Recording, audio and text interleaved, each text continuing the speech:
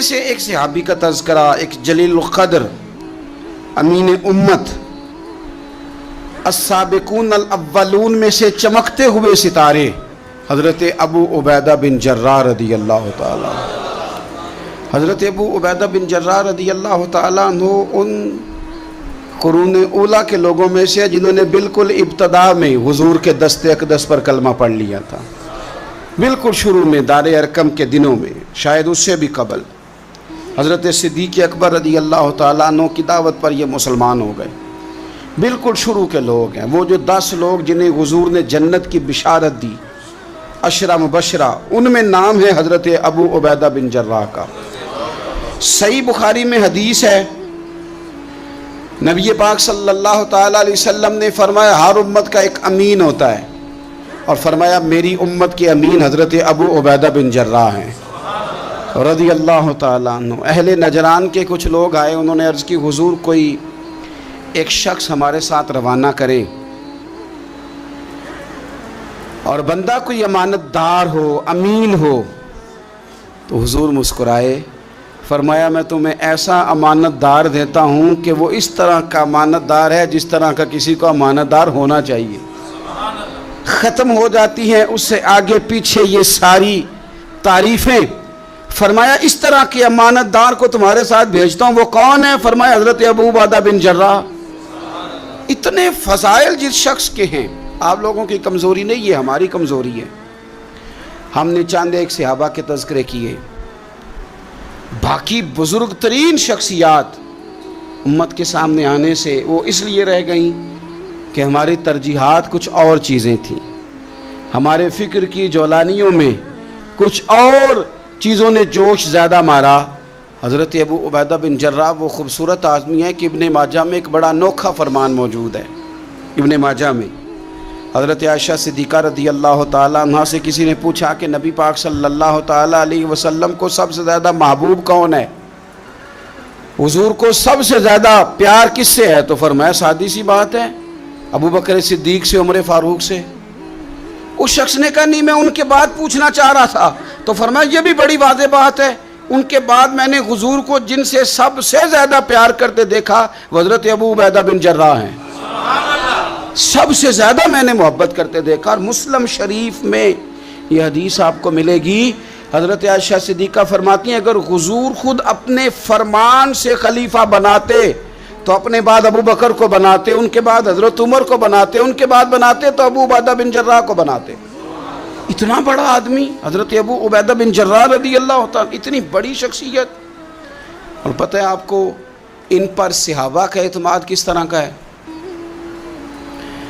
جب حضور علیہ السلام کے وصال ظاہری کے بعد صحابہ بیٹھے نا، میٹنگ ہو رہی تھی خلیفہ بنانے کے لیے، امت کا اجماع ہو رہا تھا حضرت صدیق اکبر پر، تو ایک دوسرے سے نہ پوچھا جا رہا تھا کہ آپ کی نظر میں اگر بیعت کی جائے تو کس کی کی جائے، آپ کی نظر میں بیعت کی جائے تو کس کی کی جائے، آپ کی نظر میں اگر امیر مقرر کیا جائے تو کسے کیا جائے، آپ کی نظر میں خلیفہ کس کو ہونا چاہیے؟ تو امت کا اجماع جناب صدیق اکبر کی طرف تھا۔ تو حضرت صدیق اکبر سے پوچھا گیا آپ بتائیے اگر آپ بیعت کریں گے تو کس کی کریں گے؟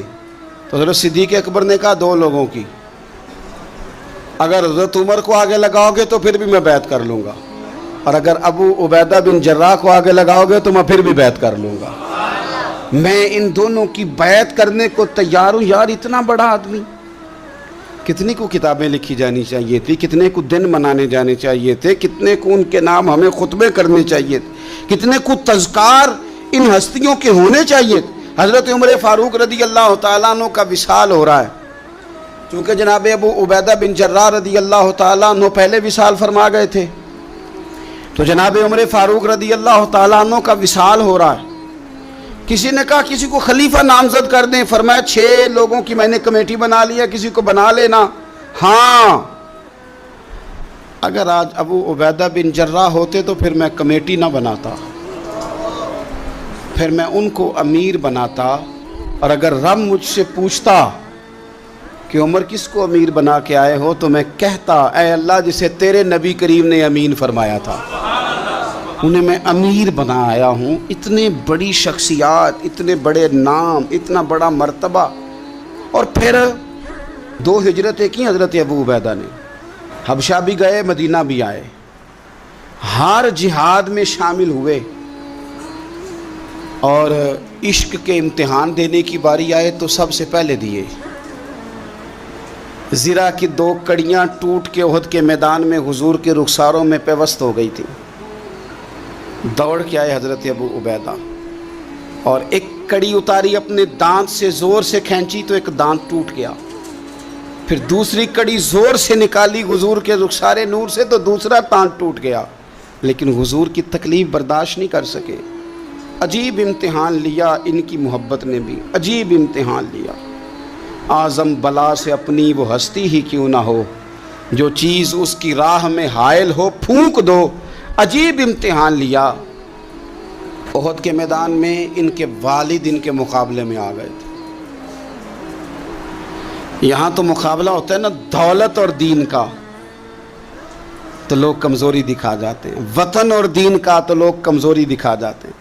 یہاں تو مقابلہ ہوتا ہے نا ہمارا اپنے نفس کی خواہشات اور دین کا، تو غلبہ کچھ اور چیزیں لے جاتی ہیں، لیکن سامنے باپ ہے اور اس طرف دین ہے، حضور کی محبت ہے، نبی پاک کی غلامی ہے. مقابلہ ہو رہا ہے، قبول کس کو کرنا ہے؟ تو حضرت ابو عبیدہ نے پھر فیصلہ کیا، میدان احد میں تلوار اٹھائی اور باپ کی گردن کاٹ کے پھینک کے لوگوں کو بتایا کہ کائنات میں ہم سب سے بڑھ کے پیار کرتے ہیں تو مدینے والے محبوب سے کرتے ہیں. اتار دی گردن باپ کی. حضرت ابو عبیدہ بن جراح رضی اللہ تعالیٰ عنہ نے اس طرح قربانیاں پیش کیں. میدان کے آدمی تھے، میدان میں رہے، ساری زندگی میدان میں رہے، لشکروں کی قیادت کی ساری زندگی. حضرت ابوبکر صدیق رضی اللہ تعالیٰ عنہ نے ان کو جہاد کے لیے بھیج دیا تھا. حضرت عمر کا بڑا اعتماد رہا. دوستی کس سے تھی؟ حضرت معاذ بن جبل سے. گہرے دوست کون تھے؟ حضرت خالد بن ولید. ان لوگوں سے گہری دوستی تھی. سادہ بود و باشت، سادہ کھانا، سادہ اٹھنا بیٹھنا، سادہ مزاج. حضرت عمر فاروق رضی اللہ تعالیٰ عنہ ملک شام گئے، یہ بھی ملک شام میں تھے. جناب عمر فاروق کے مزاج میں جلال تھا. آپ نے کچھ لوگوں کو دیکھا جنہوں نے زرق برق لباس پہن لیے، بڑے بڑے عالی شان بنگلے بنا لیے، بڑے بڑے گھروں میں رہنے لگے. تو حضرت عمر کو اتنا جلال آیا کہ زمین پر اتر کے نا سنگریزے اٹھا کے تو لوگوں کو مارتے تھے. فرماتے تھے اتنی جلدی حضور کی تعلیم بھول گئے اور تم نے اجمیوں کے طریقے اپنا لیے. اتنی تکلیف کے ساتھ حضرت عمر گفتگو کرتے، لیکن حضرت ابو عبیدہ سے ملتے تو فرماتے یار تھوڑی روٹی بھی کھایا کر، کبھی تو بھی کپڑے بدل لیا کر. اتنا فقر، اتنی سادگی. اولین لوگوں میں سے جن کے لیے لوگ مسلمانوں کا امیر المومنین بنانے کی باتیں کر رہے ہیں. حضرت عمر ملنے گئے تو کسی چٹائی کے ٹکڑے کی تہ 2-3 لگا کے گھوڑے پہ اس کو رکھ لیا جاتا تھا سواری کرنے کے لیے تاکہ پسینہ نہ آئے. اسی کو اتار کے نا تو سرانہ بنا کے بیٹھے لیٹے ہوئے زمین پہ. حضرت عمر ملنے گئے تو حضرت عمر فاروق رضی اللہ تعالیٰ عنہ کو بھی اپنے ساتھ زمین پہ بٹھا لیا. تو حضرت عمر فرمانے لگے میں نے تو روٹی کھانی ہے تجھ سے، دوست ہے میرا، کھانا کھلا. تو کہنے لگے کھلاتے ہیں نا، کھلانا کیوں نہیں. یہ بھی لوگ تھے، اسی دھرتی پہ رہتے تھے. ان لوگوں کو نا کسی چیز نے اپنے قبضے میں نہیں لیا. نہ عورتوں کی باتیں انہیں بہلا سکیں، نہ بچوں کی خواہشات کے ہتھے چڑھے، نہ زمانے کی تیز دوڑ میں شامل ہوئے، نہ کسی کہانی کا حصہ بنے، نہ لوگوں کی یہ باتیں کہ دور بدل گیا، کوئی چیز ہیوی نہیں ہوئی. اس لیے کہ انہوں نے فقیری مدینے والے محبوب سے سیکھی تھی. فقر میرے نبی کریم علیہ السلام سے سیکھا تھا. فقر تازہ تھا، ذہن وسیع تھا. حضرت سیدنا عمر نے کہا روٹی کھانی ہے تو تھیلے میں ہاتھ ڈالا، 2 خشک ٹکڑے روٹی کے نکالے اور فرمایا کھا لے. تو حضرت عمر نے پکڑ کے منہ میں رکھے، چبائے اور جناب عمر رو پڑے. فرمانے لگے ہر بندے کو دنیا نے اپنے قبضے میں کر لیا ہے، لیکن ابو عبیدہ تو آج بھی بچا ہوا ہے. دنیا تجھے اپنے جال میں پھنسا نہیں سکی، تو قابو نہیں آیا، تو آج بھی اپنی جگہ پہ قائم ہے. تو وہیں کھڑا ہے جہاں مدینے والے محبوب نے ہمیں کھڑا کیا، تو وہیں کھڑا ہے یار۔ اتنے حسین آدمی، اتنا بڑا نام، اتنا بڑا قد، اتنا بڑا کردار، اتنا بڑا حسن، ہزاروں کی فوج کے سپہ سالار ہیں، اگر میں کہہ دوں چیف آف آرمی سٹاف ہیں، میرا خیال ہے میری بات غلط نہ ہوگی، اتنی بڑی فوج کے سپہ سالار، اور اس فوج کے سپہ سالار جس میں کئی دفعہ سپاہی بن کے حضرت خالد بن ولید بھی لڑائی کر رہے ہیں، اتنی بڑی فوج کو کمان کرتے ہیں، لباس وہی سادہ، غذا وہی سادہ، انداز وہی۔ رومی بہت بڑی طاقت سمجھتے تھے اپنے آپ کو۔ جناب عمر کے زمانے میں ان کے خلاف لشکر کشی ہوئی، امیر کون ہے؟ حضرت ابو عبیدہ، ہاتھ میں تلوار پکڑی، گھوڑے پہ بیٹھے چلے گئے، محاصرہ کر لیا رومیوں کا، گھیر لیا۔ اب رومیوں نے کچھ تھوڑی سی مزاحمت کرنے کی کوشش کی، باہر آئے لیکن کچھ بھی نہ ہو سکا، منہ کی کھا کے واپس اندر چلے گئے۔ کئی دنوں سے حضرت ابو عبیدہ کی فوج نے محاصرہ کیا ہوا ہے، جب تنگ آ گئے تو پیغام بھیجا کہ ہم صلح کرنا چاہتے ہیں۔ فرمایا صلح تو مسلمانوں کا پسندیدہ کام ہے، آ جاؤ۔ انہوں نے کہا جی ہم جزیہ دے دیں گے، ہم کسی طریقے مسلمانوں کے اطاعت میں آ جائیں گے، آپ ہم سے بات کریں۔ فرمایا بھیجو۔ ان کا سپہ سالار آیا، انہوں نے روب ڈالنے کے لیے نا مسلمانوں پہ سپہ سالار کو بڑے قیمتی کپڑے پہنائے، زرق برق لباس، عالی شان پوشاکیں، 5-7 لوگ ساتھ، یہ لوگوں کا طریقہ ہوتا ہے۔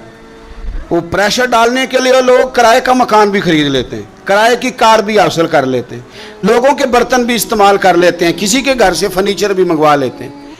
تو آپ نے نا وہ زرق برق لباس پہنے ہوئے ان لوگوں کو آتے دیکھا۔ اب وہ بڑے اپنے انداز میں تو روب ڈالنے کے لیے آئے تھے نا، تو آ کے پوچھا مسلمانوں کے امیر کہاں ہیں لشکر کے؟ تو انہوں نے کہا ادھر ہی تھے، یہیں کہیں ہوں گے۔ بڑا حیران ہوا کہ ہم تو بڑے لاؤ لشکر کے ساتھ آئے۔ یاد رکھ لیں روب کپڑوں کا نہیں ہوتا، روب کردار کا ہوتا ہے۔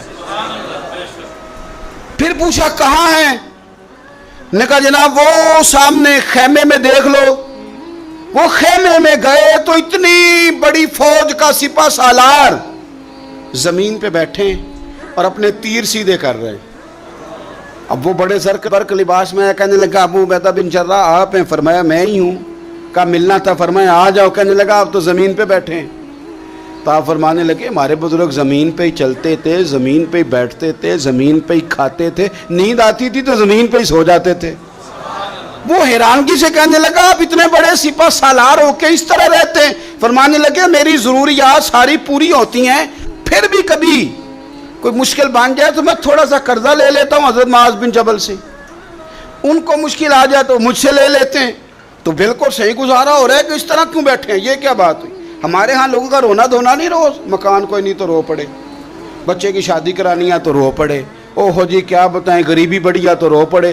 زمین پہ بیٹھے ہیں، زمین پہ بیٹھ کے خشک ٹکڑے کھا رہے ہیں، پر کہہ رہے ہیں بڑے مطمئن ہیں یار کیا ہوا، کوئی ایسا مسئلہ نہیں، اگر کبھی مشکل آ جائے تو میرے دوست ہے حضرت معاذ بن جبل تھوڑا قرضہ لے لیتا ہوں، ان کو ضرورت پڑے تو مجھ سے لے لیتے ہیں۔ رومی صلح بھی کر گئے، بات بھی کر گئے، پر جہاں جہاں گئے نا حضرت ابو عبیدہ بن جراح کا فقر بھی بیان کرتے گئے، وہ فقر بھی بیان کرتے۔ کیا کریں، اب تو بھائی پیروں کی کوٹھیاں بھی دیکھنے کے قابل ہیں، کیا بتائیں آپ۔ اب تو جو زیادہ فقیری کا درس دیتا ہے نا اس کی پجاروں دیکھ کے بندہ پریشان بھی ہو جاتا ہے کہ اس پجاروں سے نکل کے اس نے فقر کا درس دیا ہے۔ اب تو جناب لوگ یہی کہانی آ کے سناتے ہیں، یہی کہانی، یعنی کچھ امیر لوگ ہیں وہ کئی دفعہ جلسوں کا ٹائم لینے آتے ہیں تو لگتا ہے کہ پیرانے پیر ہیں، یہ کہتے ہیں فلانے پیر صاحب بھی میرے پاس آتے ہیں، فلانے بھی آتے ہیں، فلانے بھی آتے ہیں، فلانے بھی، شکر ہے جی اللہ کا، فلانے کو فون کروں تو وہ آ جایا کرتا ہے۔ میں نے ایک سے کہا، میں نے کہا یار آپ نے لیا کیا، سیکھا کیا؟ آپ تو ابھی بھی وہاں کھڑے ہیں کہ دولت ہی سارا کچھ ہے، کیا لیا آپ نے اتنے پیروں کو بلا کے، حاصل کیا کیا، ملا کیا؟ آج بھی اگر وہیں کھڑے ہو تو پھر آپ نے فقر سے کیا سیکھا؟ کچھ بھی نہیں۔ پھر تو آپ نے نا، میں پہلے بھی ایک دن کہا تھا، پھر کہتا ہوں، میں کہتا ہوں ہمیں برانڈ نہ بنایا کرو، خدا را مشہور آدمی سمجھ کے دعوت نہ دو، دین کا خادم سمجھ کے دعوت دو۔ ایسا کام نہ کرو کہ فلانا بندہ بڑا مشہور ہے تو اس کو دعوت دے لے۔ کبھی کبھی بڑی تکلیف، میں ابھی تھوڑے دن پہلے بڑے لمبے سفر پہ تھا، صبح میں 8:30 گھر سے نکلا، 8:30، اور میں 2-2:30 بجے وہاں پہنچا، لیکن 10 کیمرے لگے ہوئے، آپ کی کار سے نکلنے کی فوٹو، آپ کی بیٹھنے کی فوٹو، آپ کے آنے کی فوٹو، میرے گھر میں داخل ہونے کی فوٹو، فریزر کے ساتھ فوٹو، اندر والے دروازے کے ساتھ فوٹو. کیا میرا مطلب ہے معاملہ ہے. اب آپ کے سامنے 15 کیمرے چل رہے ہیں، آپ ٹانگ بھی سیدھی نہیں کر سکتے کیونکہ آپ کو بڑا سیٹ ہو کے بیٹھنا ہے، فوٹو ہو رہی ہے. تو کافی ٹائم گزر گیا تو میں نے ان سے کہا کہ یار میں 7-8 گھنٹے مجھے مہربانی کرو ٹانگیں تو سیدھی کر لینے، اس کو ذرا بند کرو کیمرے کو، اور مہربانی کرو ایک پانی کا گلاس ہی دے دو، چائے کا کپ ہی پوچھ لو. ٹھیک ہو گیا سارا کچھ اپنی جگہ پہ. لیکن یہ کچھ مزاج، مطلب ہم نے تو بزرگوں کے پاس بیٹھ کے وقت گزارا ہے. اور میں آپ کو ایمانداری سے کہتا ہوں، میں کسان کا بیٹا ہوں. آج بھی میں بڑے شوق سے، رات میں نے اچار سے روٹی کھائی ہے. گھر والوں نے کہا کہ کچھ بنا دیتے ہیں، میں کہا اچار لے آؤ، نہ پیا ہے نا. اس لیے کہ میں غریب ماں کا بیٹا ہوں. مجھے اچار تسلی دیتا ہے، تشفی دیتا ہے، مجھے سکون دیتا ہے. میں اپنے غریب دوستوں کے اندر بیٹھ کے آج بھی فخر محسوس کرتا ہوں. بڑی کوٹھیاں تکلیف دیتی ہیں، اس لیے کہ میں نے وہ وقت بھی دیکھا ہے کہ جب ہمارے ایک تایا جی تھے تو ان کے گھر کی دیوار گر گئی تھی، تو ابھی ان کو پیسے نہیں مل رہے تھے، تو میرے ابا جی نے کہا ان کے گھر جا کے سو جاؤ. انہوں نے دیوار کے آگے 4 پائیاں لگا کے سونا ہے، کوئی گھر میں نہ آ جائے. تو مطلب یہ کہ آپ مہربانی کریں. یہ دیکھو، یہ میرے نبی پاک کے غلام ہیں، ان کی سادگی دیکھو، ان کی فقیری دیکھو. 2-4 دن پہلے بچوں کا کھانا پکا ہوا تھا، بچے لائن میں نہ کھانا، کافی سارے بچے ہیں تو رات کو لائن میں لگ کے روٹی لیتے ہیں. میں بھی لائن میں لگ گیا بچوں کے ساتھ.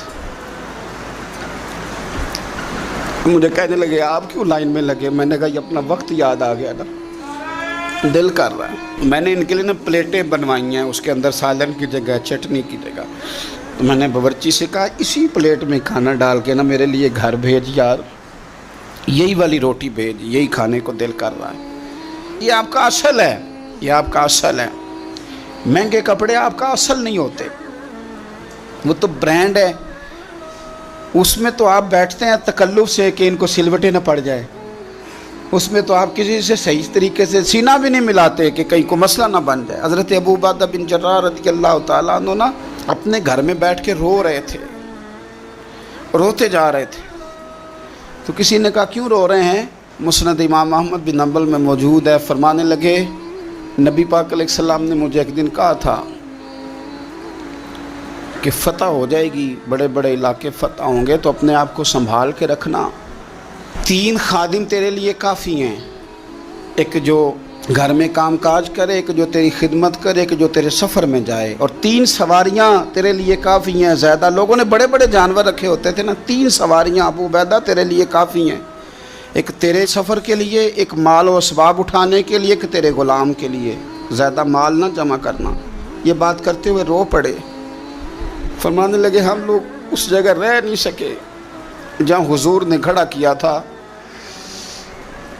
میرا استبل گھوڑوں سے بھر گیا ہے اور میرے گھر میں غلام بھی زیادہ ہیں.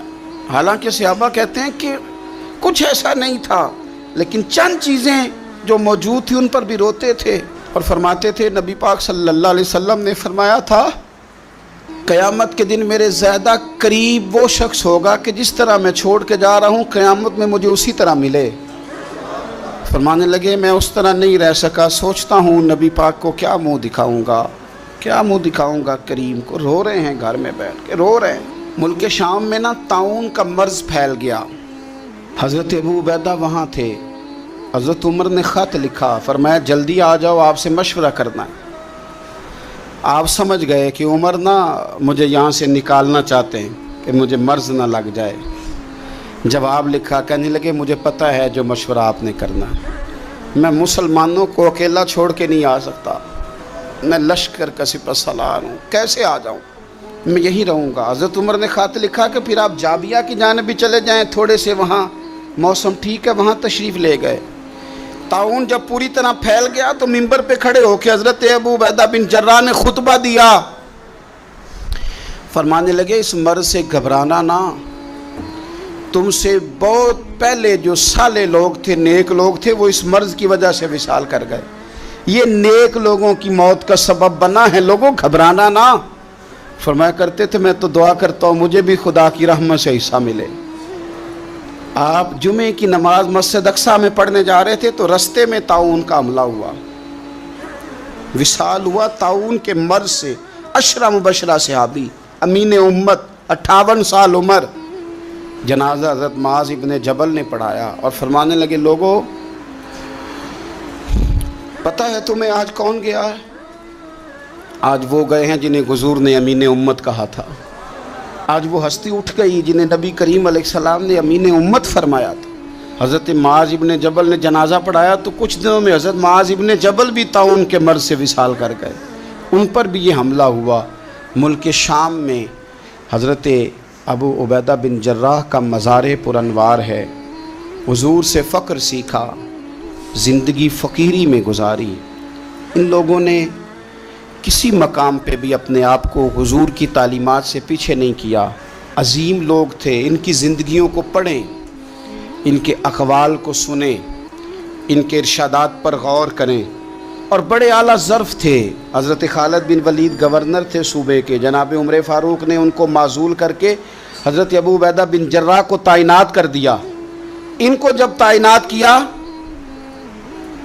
تو ادھر جنگ جاری تھی، تو انہوں نے وہ تعیناتی کا جو رکا تھا وہ جیب میں ڈال لیا، بتایا ہی نہیں، جنگ ہوتی رہی۔ حضرت خالد بن ولید کو کسی اور نے بتایا تو فرمانے لگے بعد میں آپ نے مجھے بتایا کیوں نہیں؟ آپ فرمانے لگے کوئی جلدی تو تھی نہیں، حالانکہ گورنر بنا دیے گئے اور جنگ ہو رہی تھی، میں نے کہا چلو بعد میں بتا دیں گے، کوئی مسئلہ نہیں۔ ایک دفعہ حضرت ابو عبیدہ بن جراح کو معزول کر کے حضرت خالد بن ولید کو سپہ سالار بنایا گیا، تو آپ فرمانے لگے سن خالد، جتنی خوشی مجھے اپنے سپہ سالار بننے کی ہوئی تھی اس سے بڑھ کر تیرے بننے کی ہوئی ہے۔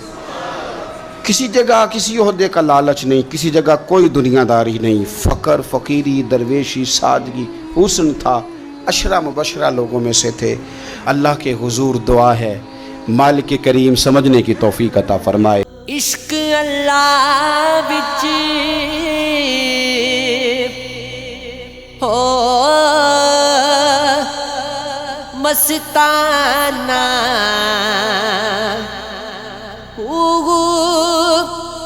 صدا